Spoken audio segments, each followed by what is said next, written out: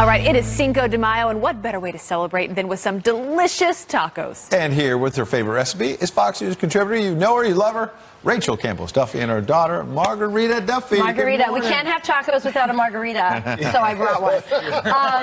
So we're going to start really quick. We don't have a lot of time. Okay. So these are all the things. This is so easy to make. All of these ingredients, the oil, put it all in, in there. You're going to mix it up. Right. You're going to marinate this pork shoulder overnight. Or even if it's just for a few, there's lime juice or orange juice. You've got your chili powder. You should have, you want to, you got a garlic. Get some oregano. You do all this stuff. You do all this stuff. The recipe's online. This is so good for a big family, too. It's so great. Everything in. Yeah, you do it the night before or the morning of, and you just put it in the slow cooker, and that's it. And it comes out so super tender. Pull it apart. And then the trick is, the little trick is that you want to crisp it up a little bit. So you want to get your grill ready, and you just want to let it crisp up in there. And then once it's nice and crispy, you can assemble your tacos, your taquitos. So you say pork carnitas. You call her MAGA for short? Her siblings call her MAGA. Make America Great Again. Do you like tacos, MAGA? Do you like pork tacos? Yeah, you like taquitos, right, Reina? Are you a little bit? You're a little bit shell shocked here. You should have seen her in the back getting her makeup done. She was beautiful. You look amazing. All right, then you put it all together. You put it all together, and you have your fixings. You have your cheese, and you can add avocado, salsa, onions. And it's fun because kids feel like but they I can want do it you, themselves. especially Pete. The meat's good, isn't it? I mean, it's really super good. And I've never crisped it before. Yeah, you should crisp it. And also you should warm up your tortillas as well. Sorry, I just went ahead with that. Yeah, this guy knows Mexican food. Where does the recipe come from? Like, what's the history of this for your family? So I found I needed something easy. There's other ways. I make lamb tacos. They're a little more involved. I just needed to find a good, easy, simple recipe with lots of flavor in the meat. And then what's great too is the leftovers are awesome. You can put this over salad or whatever. Make sandwiches with it. So or for breakfast even. Yeah, absolutely, Breakfast with some eggs and Or just make more tacos. Or just make more tacos. So. Someone just tweeted me and said, how much does Pete spend a week on his food? Not much. I eat it all here. But there's lots to celebrate. I was just at the White House, by the way, celebrating Cinco de Mayo. I know you had Charles Payne on talking about the black unemployment, just as good for Hispanics. So lots to celebrate on Cinco de Mayo. Easy to do. Awesome. Rachel, we love you here. And we love your family. Margarita, it was wonderful to have you. MAGA. Margarita, give us at least one smile before we go. Yeah. Can you wave to the camera? Say hi to Yaya. She's watching. Say hi to your grandma. She looks beautiful. All right. We've got to move on, but great to have you here, Rachel. Are the charges against Michael Flynn and Paul Manafort just a ploy to get to the president? And if so, what does it say about the justice system? A guy who knows a lot about it, Alan Dershowitz, says they could He wants tacos, We got some joins us live next. Food for you. All you. Wow. Yes. All we hear about is this phony Russia witch hunt. That's all we hear about. Virginia federal judge T.S. Ellis said, come on, man. He's basically saying, you've got to give me more than this. This is the first guy to come out and say, hey, where's the case? This judge is my new hero. John Kerry, the former Secretary of State, he could be in violation of the Logan Act. He was very involved in the Iran deal. The Boston Globe, it says Kerry has been on an aggressive yet stealthy mission to preserve it. I believe that John Kerry should be prosecuted for failing to register as a foreign agent. There's a word for this. It's called treachery. We are in constant contact with North Korea. We've actually worked out a time and a place. We are all finally putting America first. I love you too. Thank you. Pete versus Ed. After weeks of losing to Ed, Pete gets another chance at redemption today. How long, our producers say, will the embarrassment continue?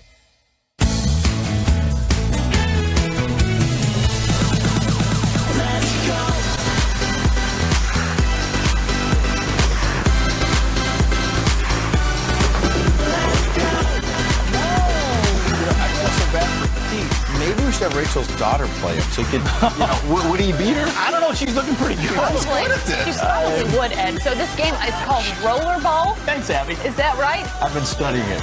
Roll a ball. Roll a ball. And listen, today is Derby Day. Right. So we're having our own Derby and Dershowitz Day, by the way. We're going to get to the professor. Hey, in a I quick played that game in Coney Island all of my youth. I got all those little tickets. How easy is Oh, it? and you could win 1,000 tickets, and you We get gotta like get a Dershowitz. He'll $2 be thing playing. if you win. Will you stick around and play with us? Of course. Go play the my winner. goodness. The winner will take on the dirt. The winner takes on the dirt. All right, that I sounds love good. that. I love that. Well, we love having you here, Professor. thank you. And there, as you know, is always so much in the news. And if you did not know who Judge T.S. Ellis was before yesterday, you certainly do now. He, of course, was the federal judge in Alexandria, Virginia, trying the case for Manafort. He's saying this is a stretch. We are talking about bank and tax fraud. What connection does this have Going with back Russia to collusion? 2005. Yeah, here's what he said. He said, you don't really care about Mr. Manafort's bank fraud. What you really care about is what information Mr. Manafort could give you that would reflect on Mr. Trump or lead to his prosecution or impeachment. Come on, man. So he's now waiting for more evidence to come through in some memo from the DOJ. What is your reaction to what the judge said yesterday? Well, I'm thrilled with what he said because I've been saying it now for 25 years, and certainly since this Trump thing began, I've been saying it on television over and over and over again. He even used my phrase. He said they may not only sing, they may compose, talking about the witnesses who have You flipped. literally almost said those exact words. I've said those exact words. And look, every criminal defense lawyer, prosecutor knows this is the truth. The way prosecutors operate, mostly in mafia cases and mob cases and terrorist cases, you go after the low-hanging fruit. You find some vulnerable people. You charge them with a technical crime. Sometimes you stretch the law to charge them with a crime. Then you squeeze them, and you tell them they're going to jail for 20 years unless they testify against Mr. Big. This time, Mr. Big sitting in the Oval Office. Everybody knows this is the way prosecutors operate.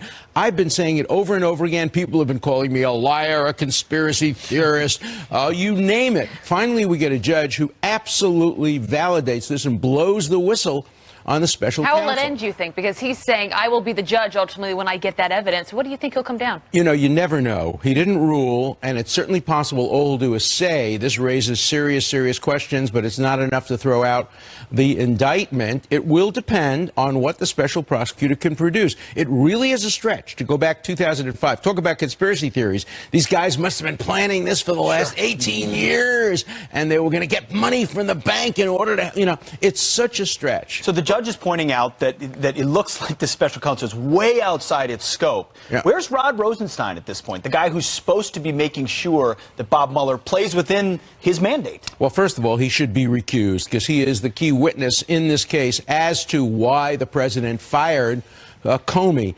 Second, you know, this he recommended it. Yeah, well, yeah. The This is Rosenstein not memo. only Mueller, but this is Flynn. You know, Flynn, I've said right from the beginning, I don't see the crime there. They really created a crime of lying to prosecutors in order to get him to flip. And Cohen, I don't know whether Cohen committed crimes or not. They wouldn't have been looking at Cohen unless he was Trump's lawyer. What happens is the worst place you can be in the world is if they're trying to get somebody, one of his associates, lawyers, friends, because they're coming after you. Well, you mentioned, pardon me, General Michael Flynn and James Comey as well. And our own Brett Baer interviewed Comey a few days back and asked him about this report some months ago, suggesting that Comey had told the House Intelligence Committee FBI agents looked at this a long time ago and did not think that Flynn lied. Here's what Comey said to that first. Did you tell lawmakers that FBI agents didn't believe former National Security Advisor Michael Flynn was lying intentionally to investigators? No. You did not And I tell saw that in the media. I don't know what. Maybe someone misunderstood something I said. I didn't believe that and didn't say that. And then the House Intelligence Committee says, hang on, Director Comey testified to the committee that the agents discerned no physical changes and differences that would suggest he had been lying, Michael Flynn, during his interview with FBI agents. So what do we make of, first of all, Counselor, that the original FBI agents said they didn't think that Flynn was lying, and secondly, James Comey seems to have selective memory. Well, first, you don't go after a distinguished man like Flynn, who conceivably may have had a memory lapse or may have said something you disagree with. That's not the basis for going after somebody and destroying his career, unless you think he can turn on the boss. And, it's so interesting because Comey says that Trump is like a mafia boss. And now we know that Comey and Mueller are treating Trump as if he were a mafia boss, trying to find the soldiers, the underlings, squeeze them, threaten them, and maybe they'll sing, maybe they'll compose. And there's great risks because witnesses like this understand the rules of the game. The better the story, the better the deal. So if you can elaborate.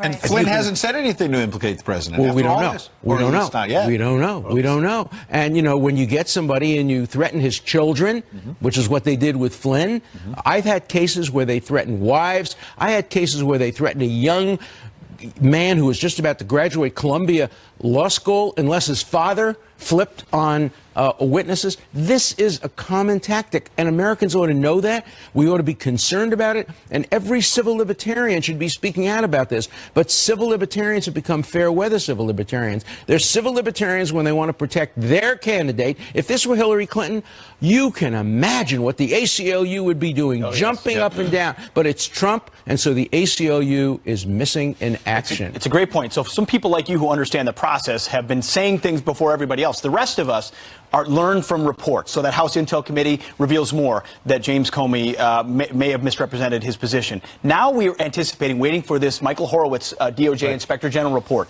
But curiously, yesterday, as it's about to be released, we believe, in the coming days and weeks, those Trump-hating FBI lawyer Lisa Page and a Comey confidant, Jim Baker, resigned from the FBI. So they've now resigned.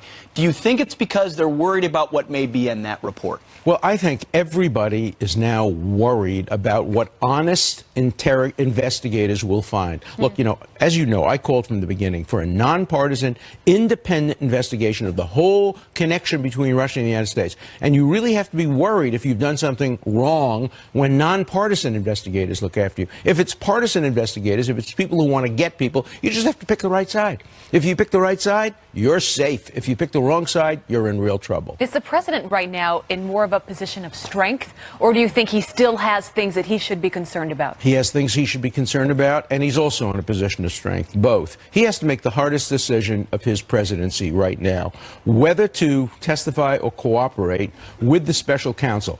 Nobody has ever been helped by cooperating with a special counsel and talking to them. In 50 years of practice, I've never recommended to a client to go and talk. They don't want to help you. They want to fill gaps. They want to throw you into a perjury trap. So this is a hard decision, because if he doesn't agree to testify in a limited way, they'll subpoena him. Then he has the right to challenge the subpoena on several grounds. Nobody can predict how the courts will come out. So this is a tense time. Do you think Rudy Giuliani is helping him so far? I think he's a very, very smart guy. I think they have to speak with one voice. You can't have three people out there trying to suggest the narrative. The narrative has to be worked out carefully. It has to be true.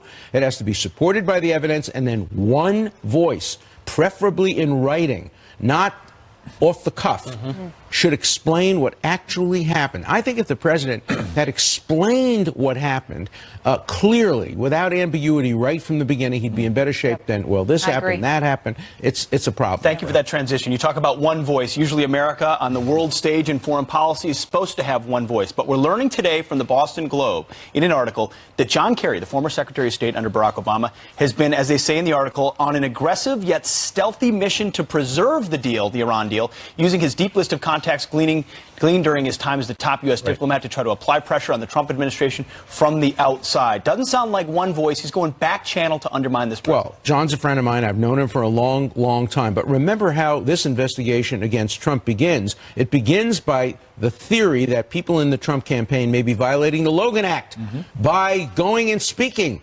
to people when they haven't yet been president. Fortunately for everybody, the Logan Act's dead letter. But if it were in existence, my friend John Kerry would be violating the Logan Act. He is negotiating, though he is not in the administration. And there are real problems with doing that. Look, I would like to see the Iran deal change to eliminate the sunset provisions, to have much more vigorous inspections. We can do much better than we do now. And if John can accomplish that, all power to him. But if what he's doing is just trying to preserve a bad deal, he shouldn't be doing Yeah, that. and undermine the president. Counselor, last question. I wanted to get you on the stand. Last time we were on the show together, I think the Red Sox had an 8-game lead over the Yankees last night. I checked. It's down to 1 game. What say you? I know. I should have worn my Red Sox tie today. If you were going to ask me that question. I could not resist. Look, baseball's a game of streaks, and people win streaks and they lose streaks. I predict American League Finals this year, Red Sox, Yankees, great Going to be a finals. great ALCS. Great having you. And you're sticking Getting ahead of ourselves here, Boston. You're sticking around with us, Professor, right? You're going to go play outside. Absolutely. Right, great to have you with us. Thank you. All right, turning now to some other headlines we're following, starting with a Fox News alert. An Indiana police officer shot and killed while investigating a homicide case. Officers approaching the suspect at an apartment complex when the man opened fire, causing a shootout with police. Watch. He's got his muzzle out, like a window. He's got a rifle. He's pointing it at us. Get good cover. The suspect killed in that gunfire, the fallen officer, a veteran of the Terre Haute Police Department, has not yet been identified. Also this, President Trump will host the South Korean president at the White House later this month. The main topic for May 22nd's meeting with Moon Jae-in is expected to be President Trump's historic upcoming summit with North Korea. The president revealing those details. We are in constant contact with North Korea. We've actually worked out a time and a place which will be announced shortly. And very soon. Where? Well, the Korean country's a step closer to unifying as the North changes its time zone overnight to match the South's. Also, the nation's strictest abortion ban is now law. Iowa Governor Kim Reynolds signing the measure surrounded by children. The legislation bans doctors from performing most abortions if a fetal heartbeat can be detected or at around 6 weeks of a pregnancy. The bill does exempt cases of rape, incest, or medical emergencies. It is set to take effect on July 1st. And while you were sleeping, NASA launched a historic mission to Mars. 3, 2, 0. The rocket blasting off from California's Vandenberg Air Force Base overnight. It is the first spacecraft to launch to another planet from the West Coast. The rocket is carrying the InSight lander, which will dig into Mars, measuring the red planet's quakes and temperature. It's expected to touch down in November, as Ed reminded us is also midterm elections. Very important. Good information. Yes, good information indeed, Ed. All right, President Trump warning that Democrats are worried about his tax cuts. Our massive tax cuts, everybody is benefiting and everybody is happy. And the Democrats are very concerned. You watch. All right, more Fox and Friends coming up. President Trump is heading to Ohio in less than an hour to highlight how tax reform is making a positive impact in the state. The trip comes just days ahead of Ohio's primary election. Joining us live now, the man, the myth, the legend, Kevin Corke, live in Cleveland. Good morning, Kevin. Hey, Kevin. You know, I got to start playing your theme music, my friend. You and I know what that is. Whenever you're on, we got to play All I Do Is Win. There you go. Listen, the president's certainly feeling like that right now. All I do is win. I come here to the Buckeye State of Ohio and I talk about victories like not just the election victory, but talk about victories in tax reform. Now, yesterday, you may have seen this. The president was actually over in Dallas, Texas, at a rousing address to the NRA. But while he was there in Dallas, before a standing room only crowd inside the hall of about 10,000 people, the president talked a great deal about a number of issues, not just the freedom, the Second Amendment, but he also talked about financial freedom and the importance of tax reform. Take a listen to what he said about that as sort of a preview of what we expect him to say in today's roundtable. We are seeing the incredible results as a result of our massive tax cuts, and everybody is benefiting and everybody is happy. And the Democrats are very concerned. You watch how well we do in 18. You watch. You watch. You watch. Now, he talked a lot about making sure that the NRA supporters were out there and energized. You got to vote in 2018 or else the Democrats would take over Congress and wrest control and stop the momentum. Let me take you to Twitter. The president talking a great deal about the economy on Twitter over the last couple of days, saying this one, for example, just out 3.9% unemployment, 4% is broken.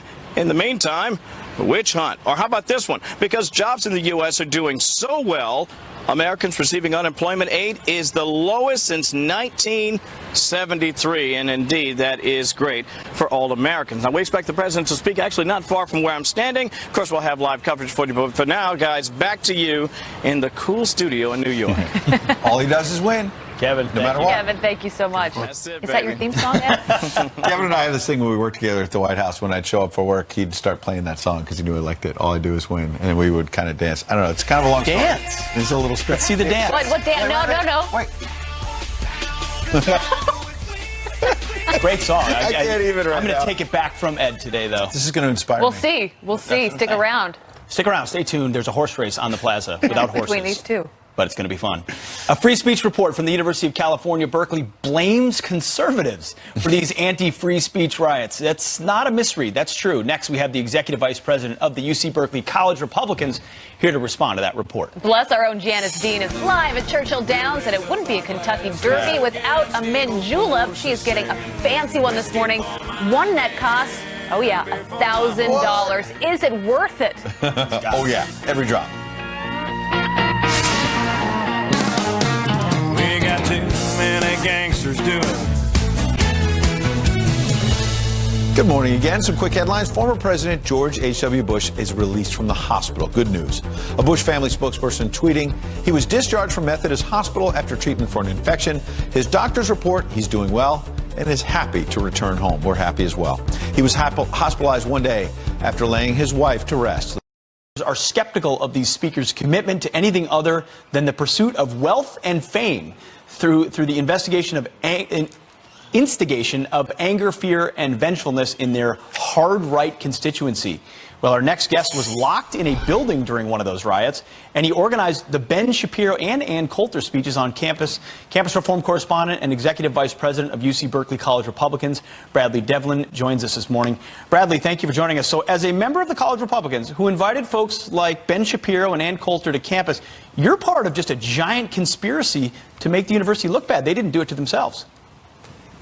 Yes, the Free Speech Commission was a group of individuals to author a report about the violence going on UC Berkeley's campus. And they said that it was some large conspiracy, that I was intentionally trying to make the university look bad and intolerant. Listen, I was there during the riots. I was there for countless hours meeting with the university administration to host Ben Shapiro on campus. And I have 3 pages of documents showing that our club members have been assaulted routinely on campus. This is absurd. So this so-called Free Speech Commission, were you involved, or were there any college Republicans involved, and how did they determine who got to judge you guys?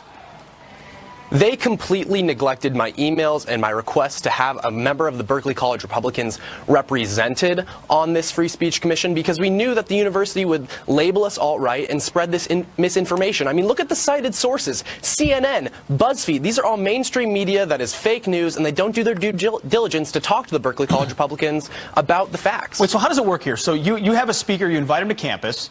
The campus, because of the size of the riots and violence that's going to be waged against the speaker, the university has to protect the students and free speech. Yet you're to blame? It's not the intolerant environment of a university that's hard left?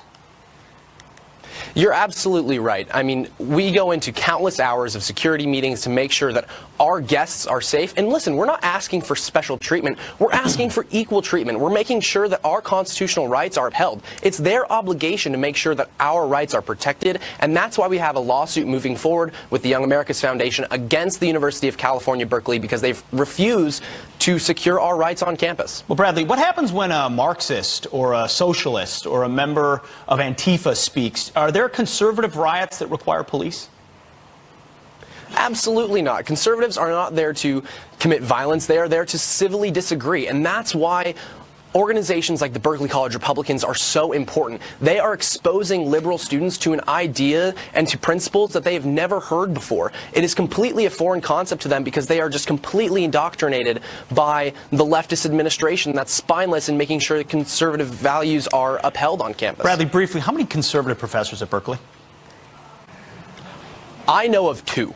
Okay, 2. All right, that's 2 more than I thought.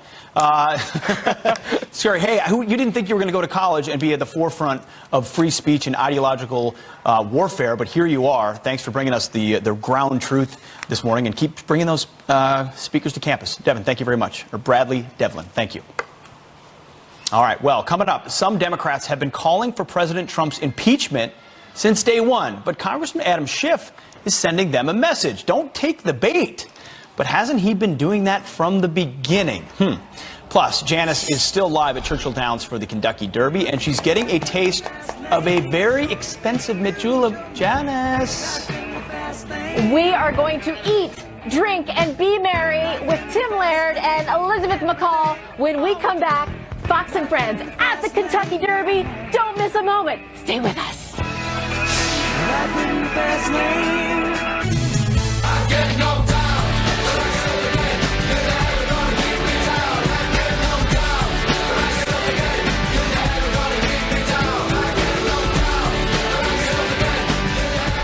How appropriate, because Pete has been knocked down a few times on this show. Whoa, a little Chumbawamba to wake us up in the morning. There's Rick, he's practicing. Thank you, Absolute Amusements, for this virtual derby track, basically. You probably played this maybe at your county fair. I have. This game has been around forever, and it's so awesome. So you get the ball in the hole, and depending on which hole you get it in, the horse goes a certain distance. So these two, as always, are going to go at it. You've lost at basketball, you lost at golf. Horse racing is next. If I can't... It's next. So, yeah, play it again, please. We've got a little montage. That was golf. You kind of did. And this is my time. I've spent a lot of time at county fairs. Look at that a lot farm. of time at state fairs. A lot of time at 4th of July amusement parks. I mean, I've done a lot of this. You were downplaying it before, and now you've got a lot of confidence. I've had a bad streak. Everyone has a bad streak.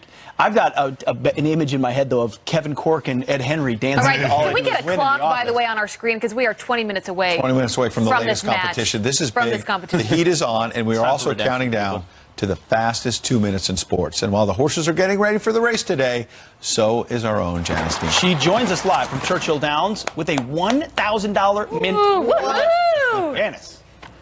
Oh, yes. I've been waiting for this moment since about 4 a.m. And here's Tim Laird, the CEO. Tell us what CEO stands for. Janice, that's Chief Entertaining Officer. I love it. And Elizabeth McCall. And tell us what your job title is, Elizabeth. I am Assistant Master Distiller with Woodford Reserve. Oh, my gosh, that sounds very fancy and very official. So we're going to talk about that. But first, Tim, we have to eat to soak up the alcohol. Exactly. And Janice, we're so proud because we just released the Bourbon Country Cookbook, I should say, and New Southern Entertaining. So we have all these recipes here. Okay. And a couple items, and we'll give you some ideas of what we have in the book. This is traditional Southern foods, but kicked up a little bit, modernized. Yep. For example, right here I have pimento cheese, but I also have added bacon and pecan, which is great for either crackers or vegetables or whatever you want. Here we you can give go. it a try and see what you think. that looks It nice. should be luscious, good. Little sharp cheddar cheese, white cheddar cheese, bacon. feel luscious. Love the bacon. So good. And of course, you got to have a sweet ending, which is over here, which I have a little bit of this. It's a bourbon chocolate pecan pie. Oh, here we go. Dessert right now. I tried it yesterday. Okay, sweet ending. So good. Elizabeth, make me a Good. drink. Okay, I'm going to make for you this year's $1,000 mint julep. We're celebrating the best of Kentucky on Kentucky's best day. So we're going to start with our Kentucky Kernel Mint. Okay. We're going to wipe that on the inside of the glass and just leave it right in there. Clean it up good. Then we have the best 2 ounces in bourbon, Woodford Reserve, to celebrate the best 2 minutes in horse racing. Best 2 ounces of bourbon. Right in there. Okay. Then we have sorghum simple syrup. Sorghum is a native grass that grows in Kentucky, and it's a great sweetener. Okay. Lots of complexity to it. Yep. Balances right where with Woodford Reserve. My mouth is watering. Okay, now we have our crushed ice. This is limestone filtered ice from our distillery. So we're going to top that off. I love it. Then we've got our garnish of 3 spray roses. Oh my gosh, Right can I on eat the the roses? side. You can eat the roses. What? There you have it. That's Oh my this year's gosh. $1,000 mint julep. It's going to the Jennifer Lawrence Arts Fund. That's where all the proceeds are going towards. So we're really excited about that this year. I have been waiting for this moment, along with the Derby, of course, since again 4 a.m. this morning. So cheers, We are everyone. ready. Here's to a wonderful Derby. Let's go, Derby. Cheers, Cheers to you, Janice. Janice. Nicely Cheers, done. my Nicely friends. done. Thank you so much for sending these all the way to New York They are City. ice cold. My hand is literally $1,000 mint julep. $1,000. I'm taking it with me. See that little sweet Woodford Reserve right there on the tumbler? Their bourbon. Pretty good. And it's worth it. Okay. All right, can you wear this? I got to read some headlines. Yeah, please. Go. All right, I do want to bring you some other headlines coming into our newsroom this morning. The last group of caravan asylum seekers from Central America are now here in the U.S. So far, more than 220 members have crossed the border. CRTV host Michelle Malkin joined us earlier on the show to weigh in on why she is concerned. The asylum claims on their face of it are questionable, especially since Mexico offered asylum to almost all of the people in the caravan. So if they had been offered asylum and refused to take it there, what are they doing here? President Trump putting in his 2 cents on the caravan, tweeting in part, "Our southern border is under siege, must build a wall." Also this, Congressman Adam Schiff is warning Democrats to end calls for President Trump's impeachment. Schiff writing in a New York Times op-ed saying, quote, "Given the evidence that is already public, I can well understand why the president fears impeachment and seeks to use the false claim that Democrats are more interested in impeachment than governing to rally his base. Democrats should not take the bait." Well, Schiff telling Dems they shouldn't give Americans the idea that they want to nullify the election.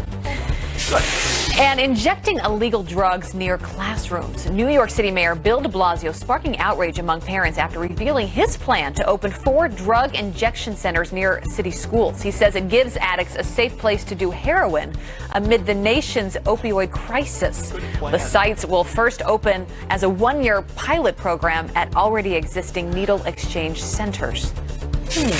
I'll let you ponder on that. President Trump assembling a dream team to help America get into shape. The president naming Patriots head coach Bill Belichick to the Council on Sports Fitness and Nutrition. And friends of the show, Dr. Oz and football great Herschel Walker also on the team. Other members include Yankees legend Mariano Rivera, Olympic volleyball gold medalist Misty May Traynor, and the Incredible Hulk actor Lou Ferrigno. The council is focused on encouraging kids to take up sports. Wow, I didn't know that about Herschel Walker. Yeah. Herschel. Herschel. You did great, though. I couldn't resist. That was mean. That was mean. You have to come over to my side for this contest, Abby. That was a low blow. I'm not cheering for you anymore. I loved Herschel Walker. Pete. Yes. All right. Rick, help me out. Was pretty low, Ed. Yeah, pretty low. I agree. Pretty low. But Abby's face with it was also very nice. That was good. Hey, welcome. What's your name? Karen Johnson. Karen Johnson, you went to Budokan, which is a really great restaurant in New York, and this is a nicer event coming to Fox & Friends. Coming to Fox & Friends is the best. I've been looking forward to it. For a long time. Or your whole life. Her whole life. Her whole There life. you go. Well, we're so glad that we could provide that for you. Thank you. Take a look at the weather maps. We also brought a very nice morning for you here. Finally, there's a little bit of rain that's moving across parts of the southeast right now. It's all part of that same system that brought the severe weather this week. The severe weather, however, is gone. In fact, we're probably going to have about another 7 days or so of things that are pretty mild. Down across parts of the Bahamas, little tropical disturbance there. I don't think we're going to see any development. It's going to move to the southwest, so not moving towards Florida, but South Florida, you're going to pick up some showers over the next couple of days, and you could use it. It's also the beginning of rainy season, and there's been pretty dry, hot times there. Temperatures looking better today as well across parts of Florida. Take a look at that, only into the 80s, into the 70s across the north. Tomorrow, even chillier. The heat begins to build down across parts of the south for a lot of the coming week. All right, guys, back to you inside. All right. Thank you, Rick. You're always on my team. I love you for that. Thank you. It's the mint julep. It gets to you, you know? Yeah, well, we got you that fast. We're just holding it. We're not going to drink it. Unemployment just plummeted to an 18-year low in April's historic jobs report. So what's the true state of the economy? We're going to talk to the man who knows, Neil Cavuto. He's crunching the numbers and getting ready for his show at the top of the hour. Looking forward to that. And we are bringing the Derby to the Plaza. Pete and Ed are going head-to-head for the bragging rights and maybe some hardware. Is that a trophy? That's almost not even just a participation. It could be like Herschel Walker's Heisman.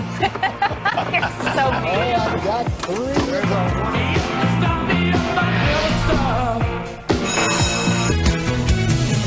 Welcome back. A couple of quick headlines for you. Check your pantry. Utz is recalling some of its tortilla chips because they may contain milk. The items have been shipped to 31 states and the District of Columbia. Anyone who purchased the chips right there can return them for a refund unless you've already eaten them. And then you ate milk. And a second hidden camera is found inside the same Georgia Starbucks bathroom. A barista spotting the device under a baby changing table 2 weeks after a customer discovered one in the same location. Police saying the first camera recorded several people using the restroom. Jeepers. A suspect has not yet been identified. Abby? I haven't heard that word in a while. Jeepers. Thank I'm you, bringing Steve. it back. All right, President Trump's touting April's historic unemployment numbers. Watch. Look at our economy. Today we broke 4%, 3.9% we hit today for the first time in many, many years. We're really proud of it.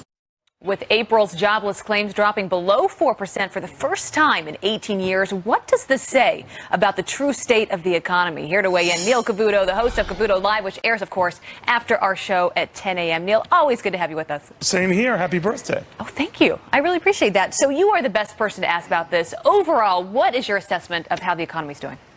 Well, it's firing on all cylinders. You know, you could argue some pockets aren't firing as much, and we're long into a recovery here. Some people say that worries them because it gets a little long in the tooth. Because it was such a soft recovery, it might have longer to go. But the flip side of an unemployment number like that, Abby, is that people get worried, well, the Federal Reserve is then going to have to tighten interest rates because the labor supply is drying up, and bosses, heaven forbid, might have to give their workers raises or other incentives to keep them on. So there's always a flip to that, but there's no denying this economic juggernaut continues here, and it's certainly the wind at the economy's back and the president's back. Yeah, what you read from those numbers, 3.9% unemployment, it's more competitive than it's been in a very long time. People are out looking for jobs. Companies are hiring. How much of this has to do with the tax cuts, you think? Well, we do know with a lot of the companies that have reported earnings, Abby, that more than half of them benefited directly, and it improved their numbers exponentially from those tax cuts. There's no denying it. When you've seen rates slash to the degree they are, you'd have to be an idiot not to make money with that.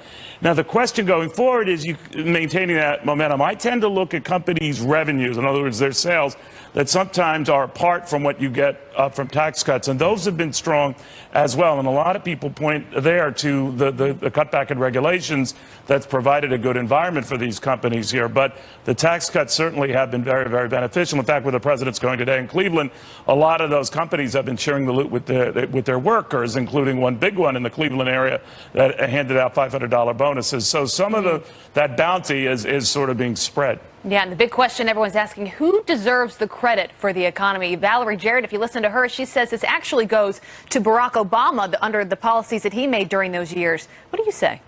I'm going to be fair and balanced and say both. I think there's no denying that we came through our worst, and Barack Obama came in and things picked up. I think the Federal Reserve deserves a lot of credit then, keeping interest rates near zero.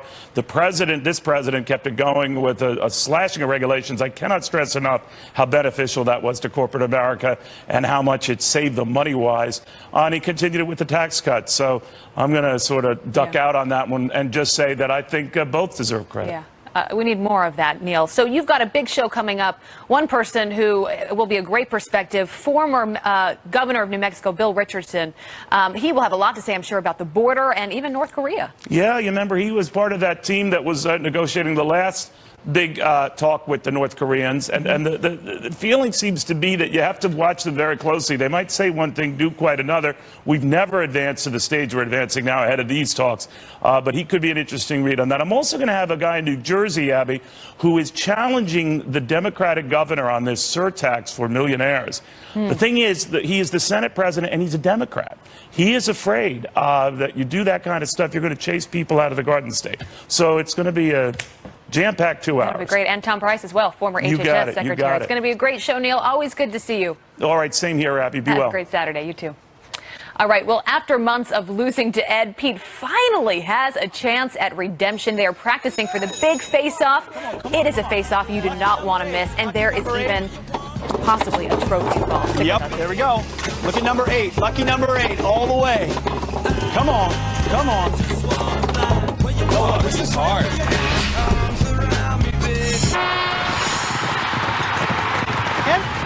That's what we got to do both. You are looking live at Churchill Downs, where the 140 Kentucky Derby will take place today. And right here on our plaza, we have the second most exciting 2 minutes in sports with Pete and Ed facing off. Yes. And it's all thanks to Scott got a crowd out Zellner, here. president of Absolute Amusement. Scott, want to get your take first before the competition Wait, starts. so we're going to do best 2 out of 3 is what I'm told. So we're no practice training. I like how we changed the rules All right, like right so are you guys going to go now? Yeah, Rick's in it too. All right, so as they're going, all right, 1, 2, 3, go! Well, we need time. It doesn't quite work that way. We need a. Okay. Thomas, you should enable all these lanes. Okay. All right, 1, 2, 3, go. Now they can go. So Oh my talk about goodness, the bad history start of for this me. game. This is going on Bad for 50 start. years now, This piece right that we brought today is close to 50 years old. It is a rollerball horse race game. Come on, come on. We have a couple of these in our inventory. By the way, Ed is number 4, Pete is number 8. I got to get a And depending on which hole the ball goes in, it goes with a different distance, Correct. right? Correct. So the object of the game is to. Oh, no. Rick wins. Of course I won. But hold on, I beat you. No, you didn't finish. No, you don't have to finish. You do not have. There is, there's a. In horse racing, there's a thing called win, place, and show. That's right. It feels good. Okay, remember? It's 1-0 over Pete. Just I need to a be ball. clear. My God. We start over. That is not clear. It is clear. And gets my bronze. We've I need a ball. got a trophy for whoever wins. I have a ball. To solidify the deal. Round 2. All right, round 2. When do we Bragging start? rights Tell us on the what. plaza, right? Ready? Yes, I go. Go. Wait, what? Go ahead. There you go. And they're off. Oh, here we go. Come on. Where's my ball? Oh, you're doing good. We got out to a big lead with a faster. You did. Now I'm slowing down. I just need to All make right, points. Come on. This is actually nerve-wracking. That is the winner. You won. I won.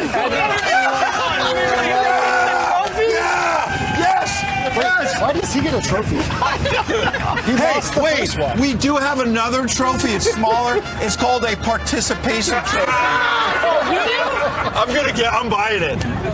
Ed, I don't know what to say.